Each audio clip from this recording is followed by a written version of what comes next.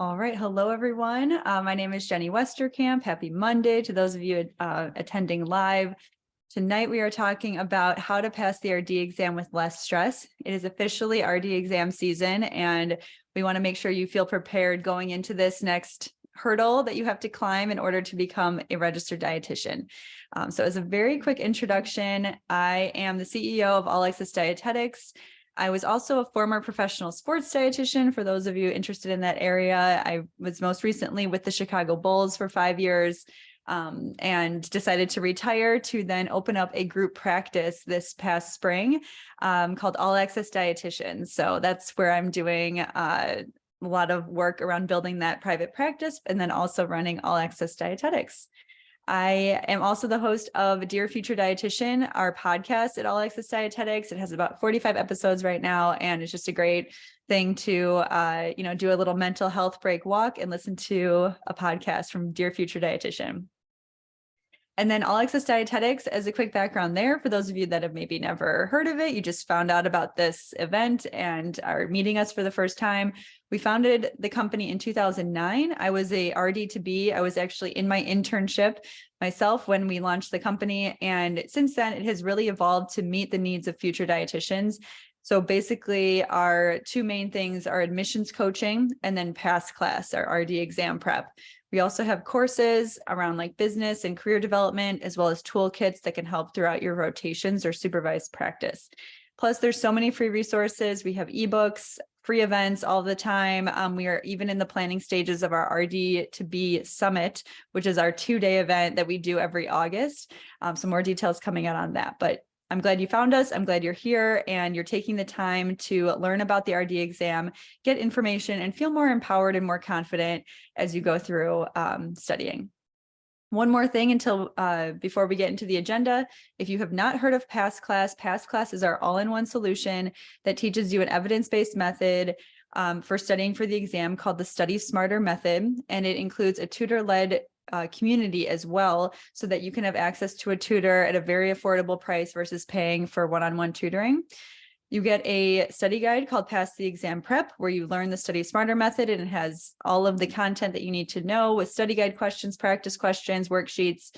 Then you get Pass Class review session recordings, which are 18 recordings done by our amazing tutor, Susie, who got a 35 on her RD exam. And finally, Pass Class community, which is led by our tutor, Zach, who is there to answer questions. You can find study buddies. You can attend live virtual study halls.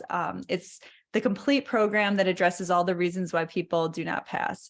And we're going to talk today about some strategies to get into that, but just know that Pass Class is our full program that will really help you implement all these strategies. One quick thing, we do have a secret sale going on.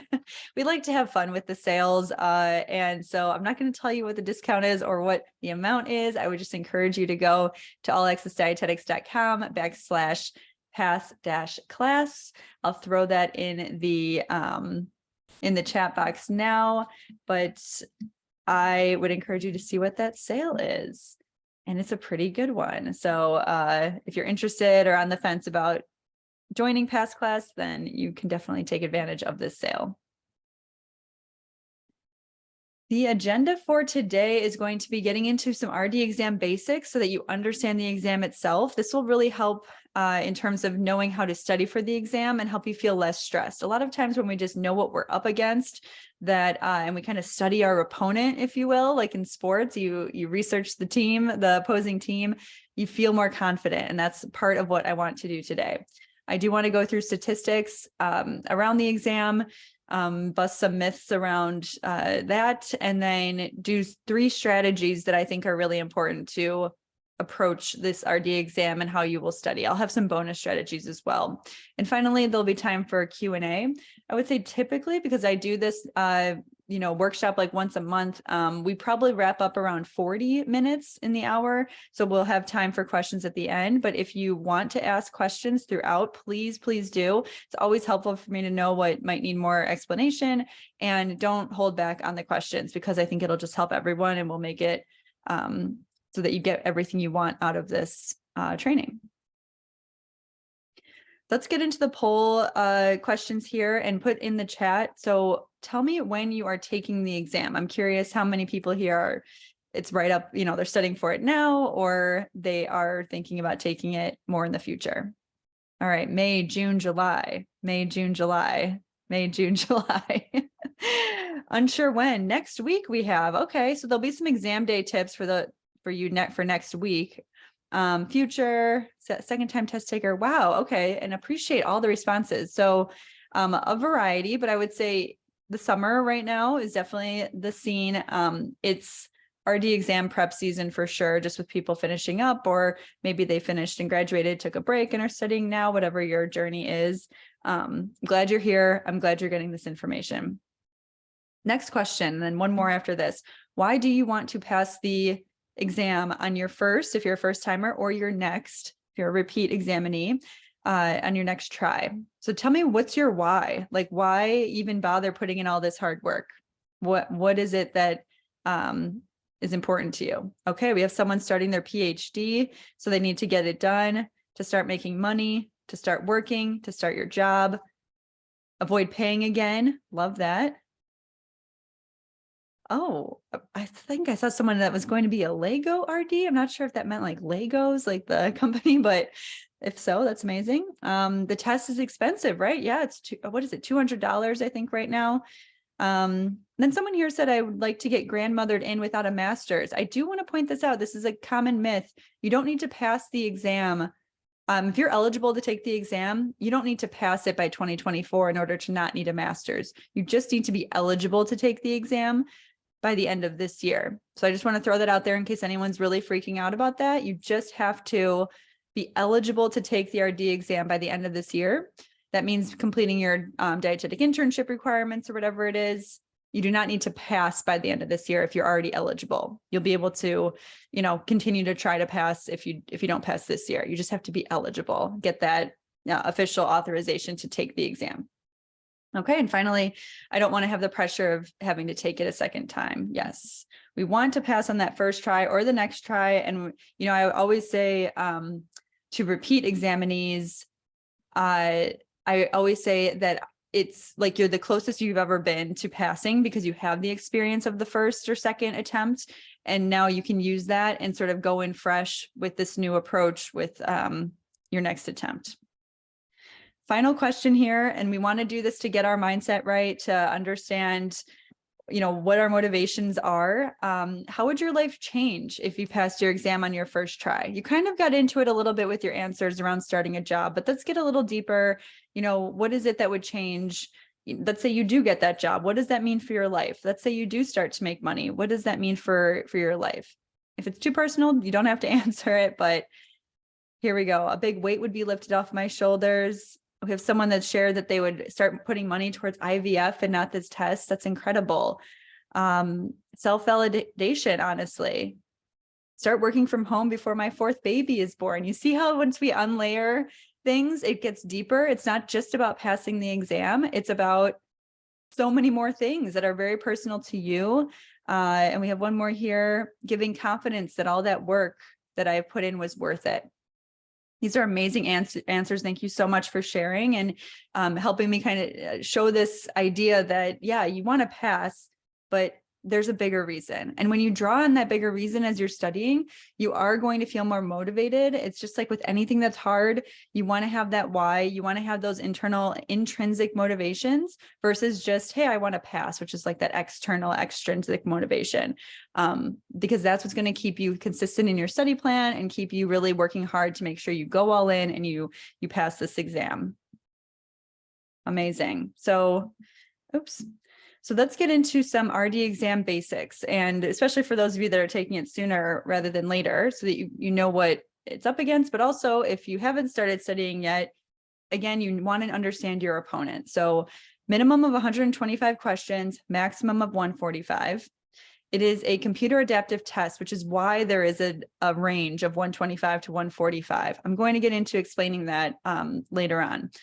There are 25 questions that are piloted or pre-test questions, and you won't know which ones these are. These happen in that first 125. The thing about the pilot questions, I tell people do not freak out about questions that look weird or that you don't know, because they could be the piloted pre-test ones.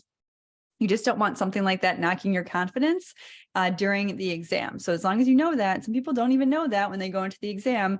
Now you know, and you're going to be like, it's fine, and just move on to the next, and you'll keep your confidence. You will have 2.5 hours time to complete the exam, and you must complete 125 questions for a score. Most people, they'll get confused because they'll see that it's a 3-hour window when you go to schedule your exam, but that includes 20 minutes of like check-in and then 10 minutes of a survey after. So you really just have 2.5 hours to do the exam itself. Most people don't have a problem with the timing. It's not like a common theme that you run out of time, but if you are a slower test taker or whatever, you know, we have some suggestions about pacing at the end of this training, but just know that it's not like it should be enough time for most people.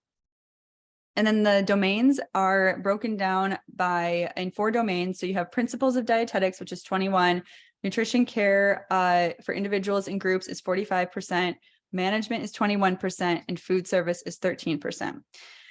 The thing to know about this, so I was at a conference, FNCE, if you guys are familiar, if you've been to FNCE, last October, and I learned for the first time, there was a CDR representative there who helps with the design of the RD exam.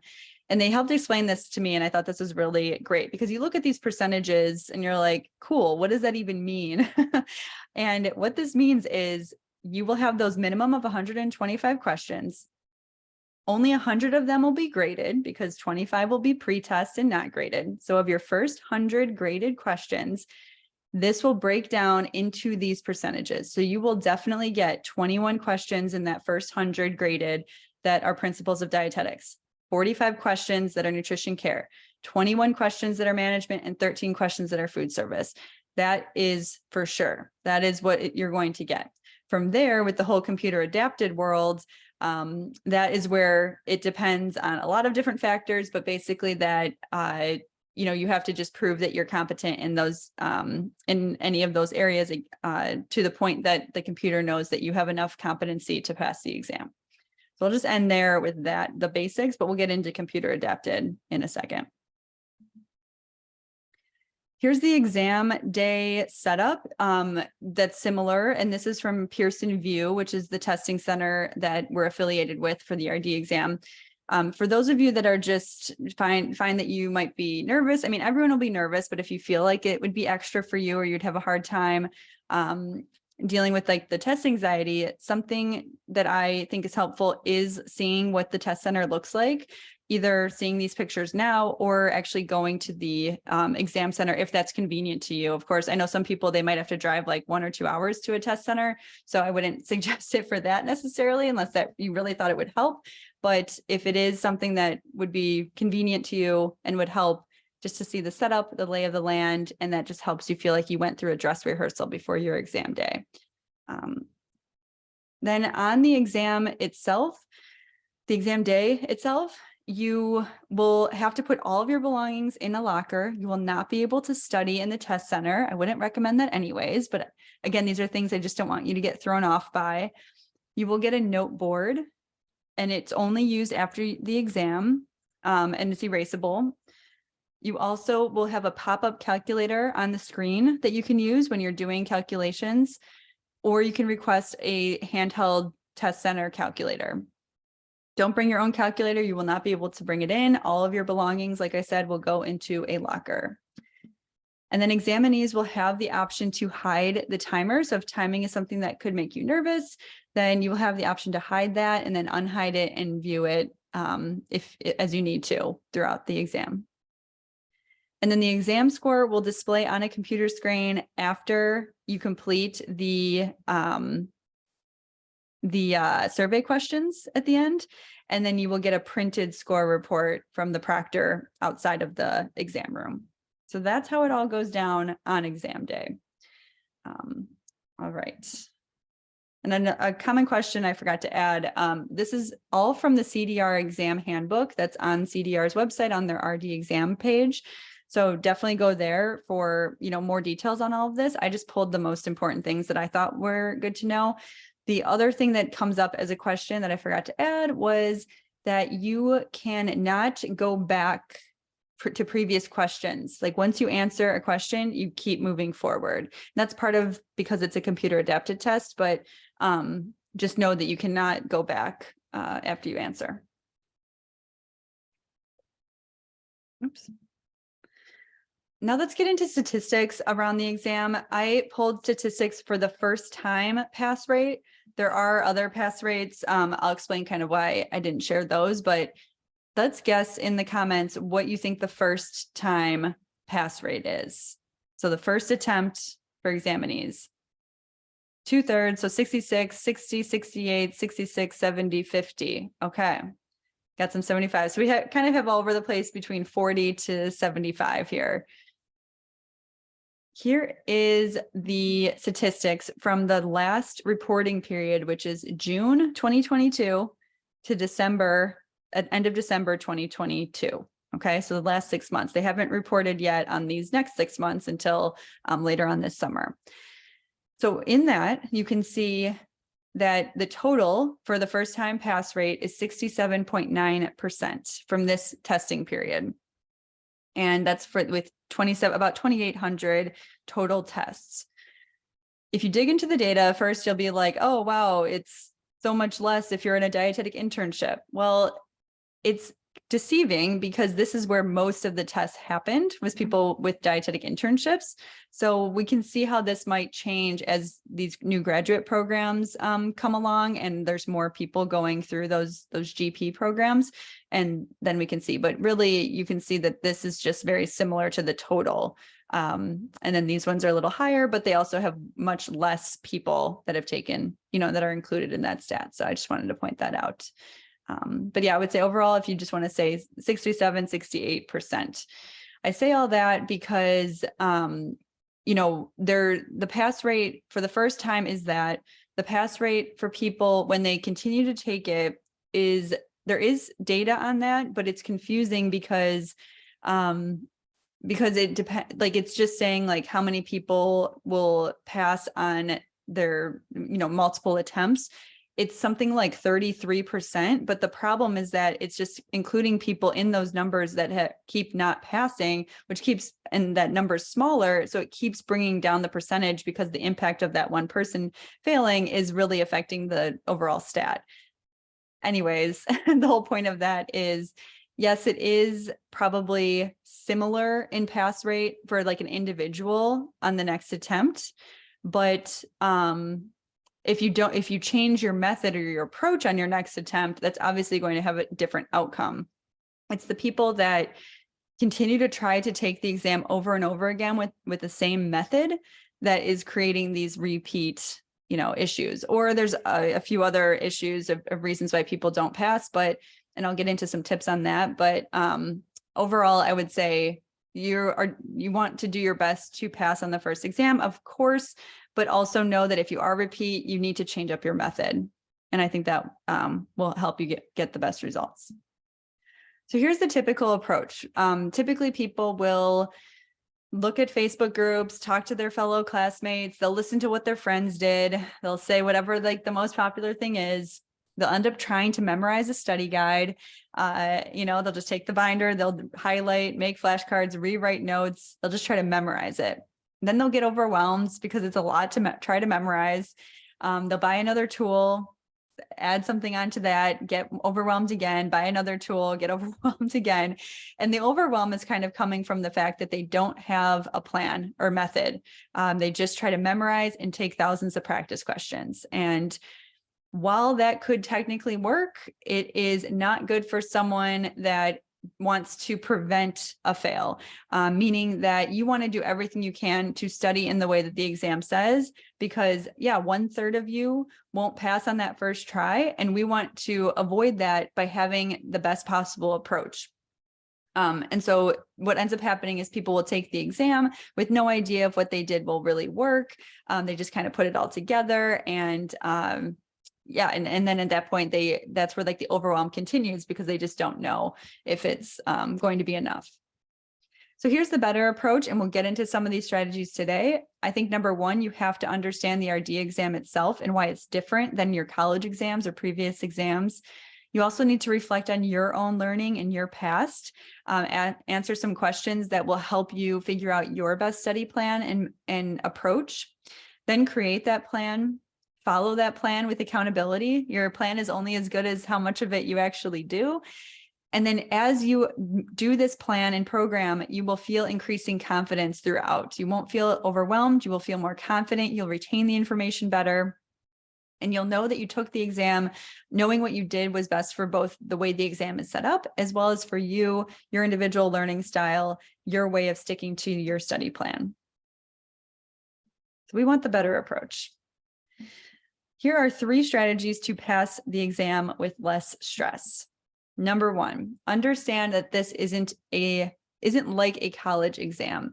This is a credentialing exam. So this is an exam whose purpose, the purpose of this exam is to say you are able to be out there on your own as an entry-level registered dietitian, to make decisions in the real world, to use your critical thinking skills, to take care of patients, to make decisions in management, food service, whatever it is. That means that this exam is going to be asking you to apply your knowledge in a real world setting or in an application type question that is about a real world setting or situation. It is a computer adapted test. And what that means is when you're taking the exam and you get to that 125, many people freak out if it doesn't shut off and say that you pass. People will then lose their confidence as they're trying to answer the rest of these questions. But I need you to know that based on how the exam works, it doesn't matter how many questions you get, and it's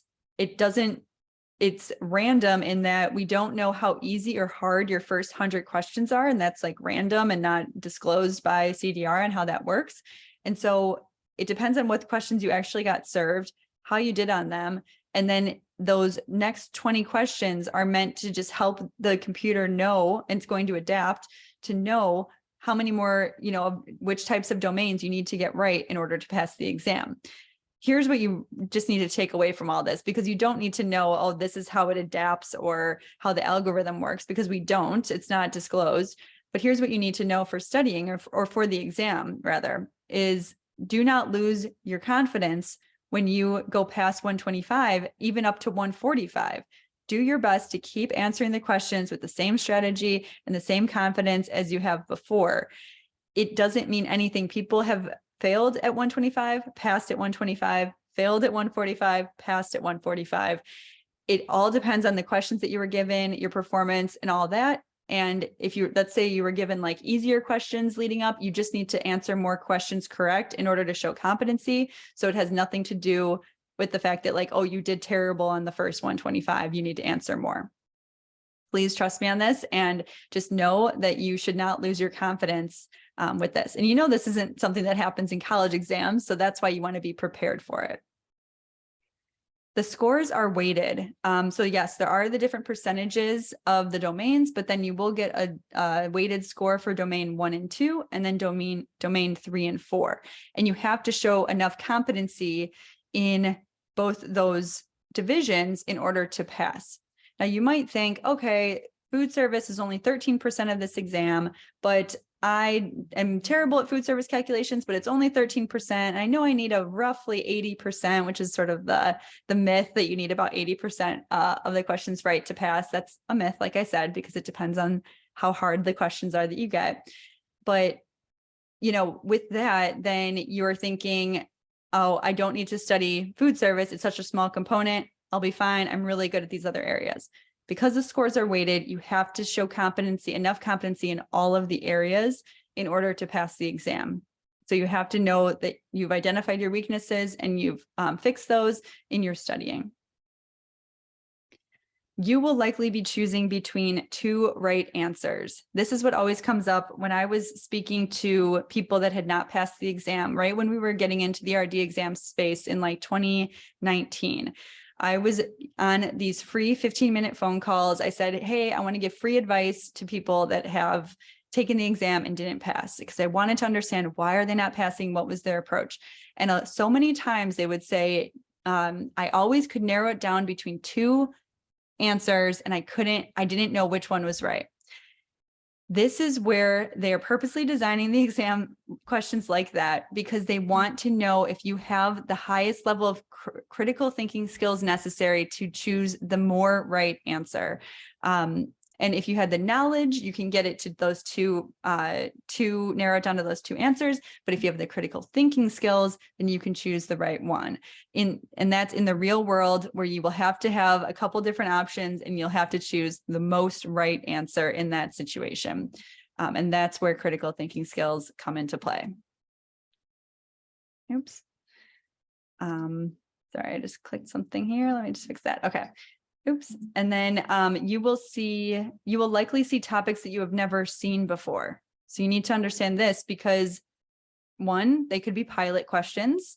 So you're not going to worry about those, right? If something looks funky, I mean, you're obviously going to answer it correctly or as best you can, because you don't know which ones are pilot questions, but you're not going to lose your confidence. You're just going to say, hey, this is a weird one. I'm going to do my best, and you're going to move on. You also can, through your studying, by practicing practice questions in such a way that I'm going to share today, you will be able to give yourself the best possible chance of still narrowing down and choosing what you think is the most right answer. That was something that just came up from someone that just passed with past class yesterday. And she said one of the best things was I could even narrow down and I was able to get correctly the ones I didn't even know, like initially. But through the method and having that muscle built around critical thinking, they were able to do that. So here's a summary on the RD exam, why it's different than a college exam and why your studying should be different. So CDR has told us that 2/3 of the questions are application questions and 1/3 is knowledge-based questions.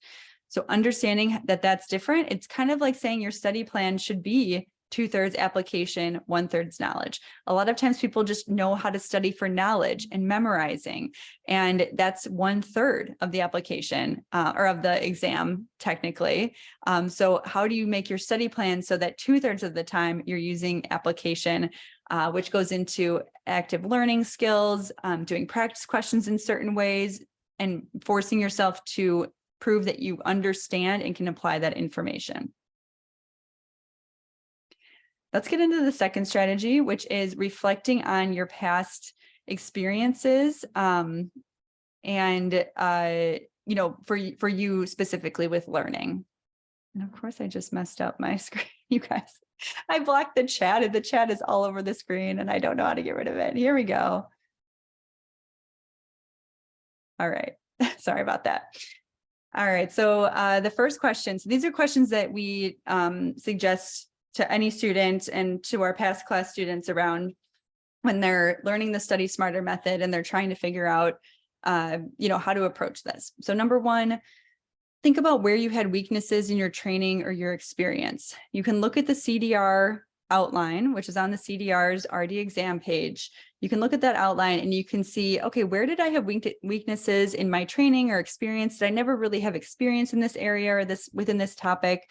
And be able to identify that. So just reflecting first on where are you coming in with weaknesses. And then second, if you could go back in time to a challenging class, what would you have done differently to get a better grade? Whenever I think challenging class, I always think organic chemistry, and I always think I could have done a lot of different things. First of all, I don't even know if I'd understand it because that just didn't happen to fit with my brain, but you could still learn from that. And you could say, well, I think I maybe would have studied with someone or got taught by someone who knew more, who could explain more of the concepts to me. So maybe I need review session recording videos, or maybe I needed to attend a tutoring session, or maybe I needed to not try to memorize every possible pathway, but really try to understand the concepts. So what would you have done differently to get a better grade if you reflect back on a class that you struggled with? And then incorporate that answer, into your study plan. And then when you made study plans in the past, so let's say you had a good plan, what obstacles got in your way? What was it? Where did you get distracted? Where did you not follow that plan? Was that plan realistic? Did you try to cram or force it? What was it about past study plans where you've struggled? And then how can you remove those obstacles for this study plan, because this is going to be, the biggest exam. And you want to put as much thought into your approach as possible with your plan. For example, you might think, you know what, I study so much better when I could be in a room with no phone, with staring at a wall, and just having the most focus. Or maybe I can get out of my home if allowed, if you can. I know there's parents here, where that might be harder, but how can you set yourself up for success with your environment, with your schedule, with whatever it is? And then ask yourself, how have you done on standardized tests? Is this something that is harder for you? Do you have more test anxiety around this? What can you do to alleviate that? For example, we might suggest that you do a dress rehearsal of a mock exam at the end, not so much to know your score, but just to know what it feels like to go through the process of being focused on 125 questions in a row and helping your brain get used to that. And that will help on exam day. Finally, have you ever experienced a computer adapted test before? So again, we know that most of you probably have not. And how are we going to study differently in order to make that experience better now that you kind of understand what computer adapted means? Now, the third strategy is to create a plan that prioritizes critical thinking, not memorization. I always say knowledge gets you close to passing. It gets you to those two answers that you can choose between, but critical thinking is what makes you pass. This is key. This is the muscle. This critical thinking is the muscle that helps you choose between those two right answers, or two quote right answers, because the exam is testing your ability to make decisions in that real world setting as a dietitian, not your textbook knowledge, or not as much. Of course, you're going to need to know things, to have, to know what different essential amino acids are, what the carb content is of certain types of food groups. Like, yes, there's that foundation that hopefully you've been building over your courses and, in your rotations, but you want to be able to apply that. And so your method should address this. Now you're probably like, how do I do it? How do I do a method that prioritizes your critical thinking? I will give you an example with practice questions, because we have quite a stance on this. And like I said, most people will try to memorize a study guide and do 1,000 practice questions. And I'm here to tell you there's a better way to do that. So with practice questions, someone might sit down, this is like the old method, and that what you might be used to in college, whatever. You might sit down and you might take a batch of like 30 practice questions. You're going to do that, and then you're going to grade yourself. You're going to mark the ones you got wrong. You're going to look up the correct answer. You're going to say, oh, okay, I get it. And you're going to move on. Here's the issue. Number one, you could have guessed correctly on some of those questions so that you would never have known that you didn't fully understand the question. You just guessed correctly. And number two, if you didn't get it right and you just checked to see why that one, component wasn't right, and you learn that, you are leaving on the table the fact that you haven't fully understood the whole topic that question is asking. So now you're really just prepared if they ask you that exact question on the exam, and not if they ask you about a question related to that bigger topic. Let's talk about the new method, how you would incorporate like that muscle, building that muscle. It's almost like a weightlifting program, literally, where you're building that muscle around critical thinking. So instead of doing a whole batch of 20 plus questions, grading, and just being very inefficient, like really not using those for critical thinking, you break it down to where, let's say you do 3 or 5 practice questions in a session. You take one practice question and you circle every keyword and you go research what those keywords mean in both the question and in the answers. Then you figure out what is the bigger topic that they're asking. What is the bigger thing? It might be a management theory, and they're just asking you about one component of that management theory, but you're like, well, I need to understand the whole management theory, because that's obviously a topic that I should know about. It's on the exam. So I'm going to understand the whole theory, whatever that is, and I am going to then take that research, take all my notes, and then I'm going to look back at the question and say, okay, what is the right answer and why? Why are these answers wrong? And I'm going to dissect that. And it's through doing that, You're slowing that down through your studying, but that is what you need to do when you go to take the exam. You need to break down, you need to understand, slow down, look at the keywords, and dissect those questions in a way that allows you to give the best possible answer using your critical thinking skills. And so that's how we suggest you do it. It's really important that you don't just assume that you know the rationale for the answer. It's that you go and research it. And it's through that process of researching, recalling the information, creating the topic sheets or filling in worksheets that you're applying active learning, you're applying effective learning methods that are evidence-based that will allow you to retain that information, develop understanding of those key topics, and then be able to use that critical thinking on the exam. Okay, and that's just one component of the Study Smarter method. That's just the one I like to compare, like old method to new method. There's other types of sessions that we would suggest you do besides just practice question sessions that will develop your critical thinking, but that is just one example. So I hope you understand kind of the difference in how you would do that in a study plan, and what is not something that people think inherently or like instinctively to do, which is why it's so important to know this. All right, so let's get into the final bonus strategies, and then I can definitely take questions, or if you have questions, feel free to put them in the chat now, because we are getting towards the end here. So bonus strategies, number one, track your hours. It's very similar to like tracking your food intake. It's not so much about like what it actually is as much as it is about giving yourself awareness of what it is and saying, okay, if I plan to do X amount of hours and I only did this amount of hours, well, now I need to adjust my study plan. And then you want to reflect throughout, because you are tracking to see like, am I sticking with this? What's going on? Do I need to adjust my exam date? And I would encourage people to adjust their exam date if they can and not try to rush, especially if it is your first time. Try to make sure that you give yourself enough time.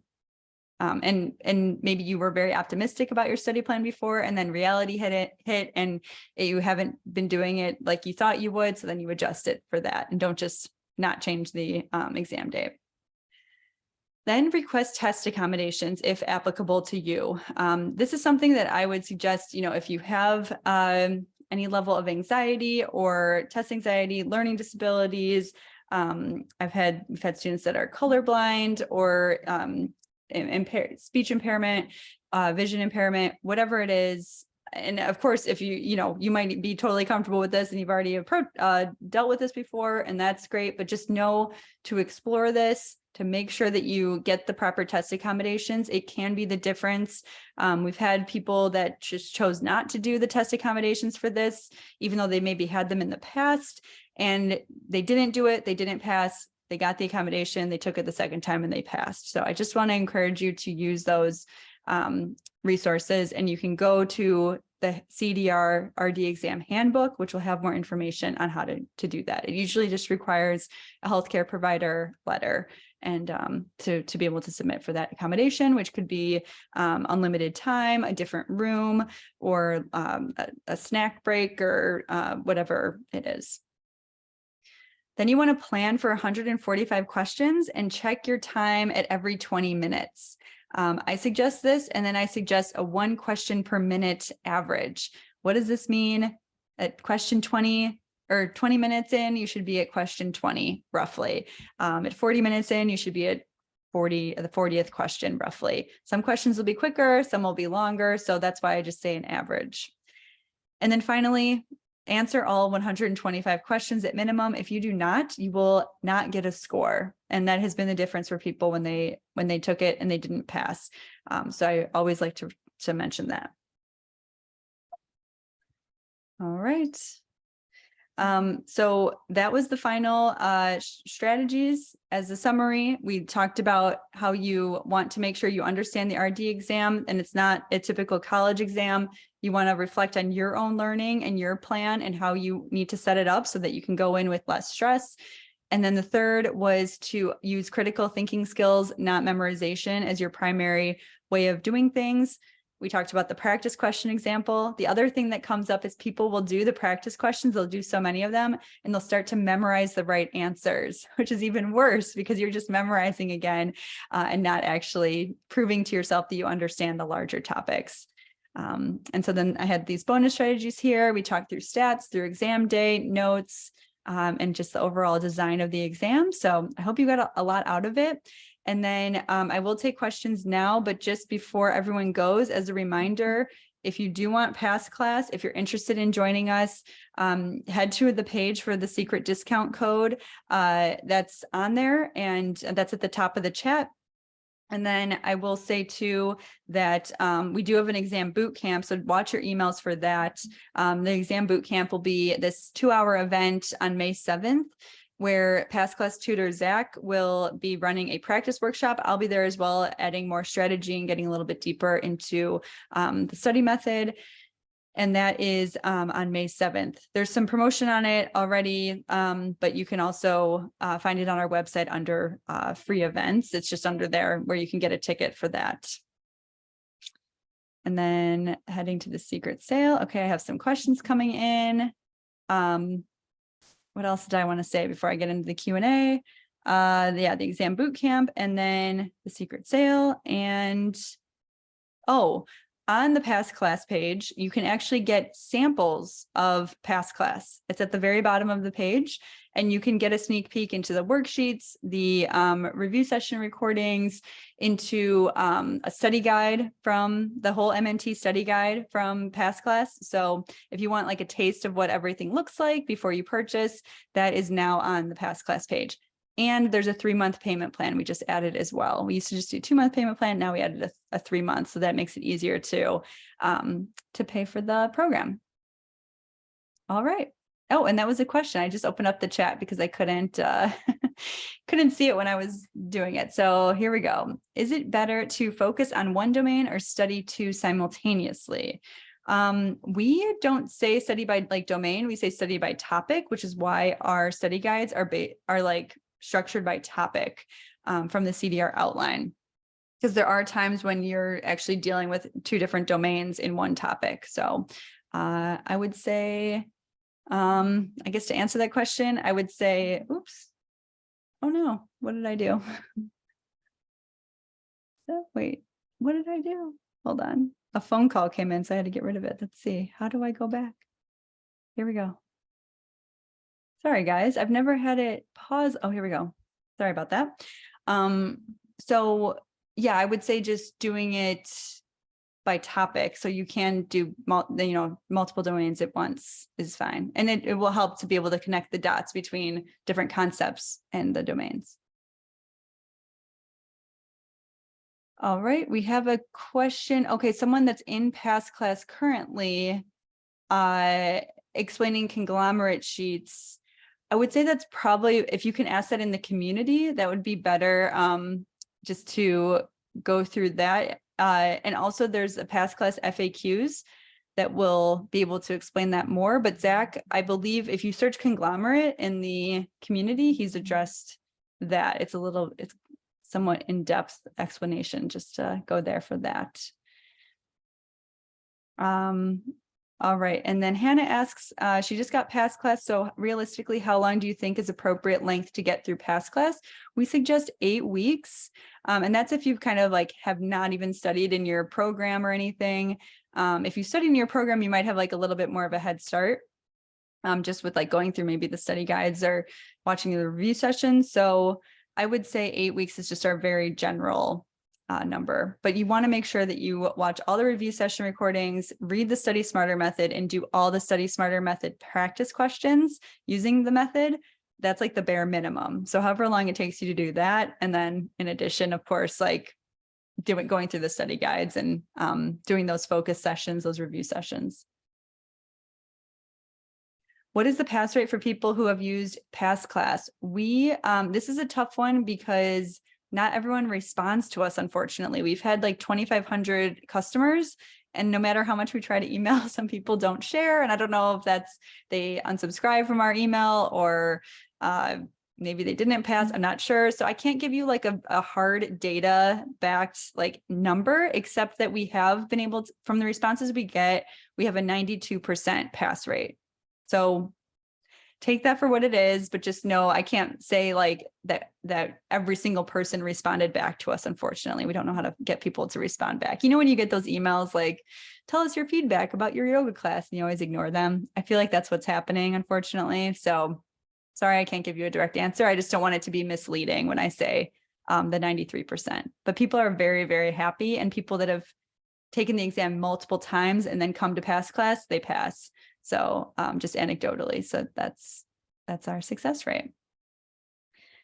When should someone start studying? So we have people that use past class during their program as like rotation prep. So they can use the study guides or their review sessions just as rotation prep. And then they dive into studying towards the end of their program, and then usually take 2 months or so as like a general track of timing for people. Everyone's really different though. It just depends on your schedule. Like if you have a full-time job while you're studying versus if you're doing it full-time studying. So that's why it's hard to say, but if it doesn't stress you out, I do like studying during your program and just having that knowledge foundation. So then you go into your rotations and apply that knowledge. And that's a nice way to learn the information as you're going through. But if you can't do that, no worries. And then I would say, you know, towards the end of your program or after you're done with your program. What are the parameters for changing your exam date? Does it have to be before a certain amount of days, or can you change exam date once? You can change the exam date as many times as you want. And how many days before? That is a good question. I don't know that. I know Pearson VUE will have that information. I want to say that it's probably like 48 hours before. I just did my CSSD exam and I changed my exam date. And I believe I remember thinking like it was 48 hours before that I could get my refund and then reschedule. So how long do you recommend someone study to pass the RD exam? And also a recording of this meeting be sent. Yes, we will send the recording to you. And I kind of mentioned this before, but it's like the 8 weeks is sort of my general recommendation. In past class, in the Study Smarter method, we break down calendars of how you would include both your school or I mean your, if you're in school, if you're doing a master's or work or something or other obligations and how you'd fit that in. But like I said, you just want to get through the practice, like bare minimum, like the practice questions, review session recordings, using the Study Smarter method as the bare minimum of what you get out of the program. And then it's really up to you in terms of assessing where your weaknesses are and how much you need to do more to feel ready. Do you offer payment plans for past class? Yes, we do. Up to 3 payment plans. All right, there we go. And then how many weeks in advance? Okay, we got that already. Are the questions for the mock exams on Eat Right Prep similar to the actual exam? I haven't seen all Eat Right Prep practice questions, so I can't say for sure on that. What would I still have access to for future use if I used past class and didn't pass? Good question. You have the binder access until you pass. You have the past class community until you pass, and like the toolkit that goes along with it with the worksheets and practice questions. The only thing that's limited is the review session recording, which is 12 weeks. But you can repurchase extensions for that. And you can also start your access at any point. So people are really creative with when they actually start their access. Even if they purchase past class early on, they might start their review session recording access later on from there. But you would have to get buy an extension of to get the recordings, but everything else you'd have. The DI program I'm in requires that we purchase a specific RD exam prep course. Is it better to stick with one prep course and not purchase another?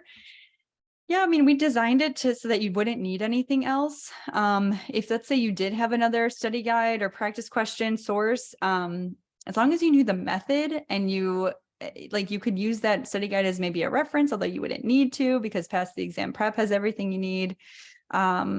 Practice questions, extra practice questions you can use to apply the Study Smarter method to. So people ask me this all the time. Obviously, I'm biased because I'm like, no, I think past class would be everything you would need. And that's how people do use it. but I don't know, depending on your situation and everything. You'd want to like kind of have past class be your primary, and then you can use anything else just as like supplemental, I guess is how I'd explain that. Okay, you have past class and you heard there's a mock exam somewhere in there. We do have like some instruction around mock exam. We will be adding a mock exam in June, but for right now, we suggest how you would use like the existing practice questions to create your own mock exam, or to find and create your own mock exam. But I would say really quickly with mock exams, if you take them at the end, we don't use them necessarily to assess your readiness, like by a percentage score. We use it as a way to practice just your brain breaking down 125 questions in 2.5 hours. And we talk about that in that section. It's in your like past class course where you can see that. Okay, and then, oh, thanks. Sorry, I just scrolled down to see 48 hours was confirmed there. So excellent. So 48 hours to reschedule your exam if you decide to change the exam date. All right, so I think that's it. I don't see any other questions here. So thank you for attending live, and to those that are listening to the recording. And again, go check out the secret sale at the website. You can see how much you can get off, plus you can choose a 3-month payment plan as well.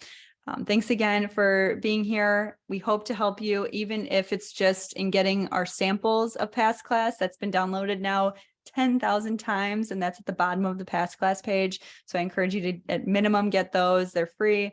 And I hope that you pass this exam on your next try. Thanks again. And I hope everyone has a great rest of your night.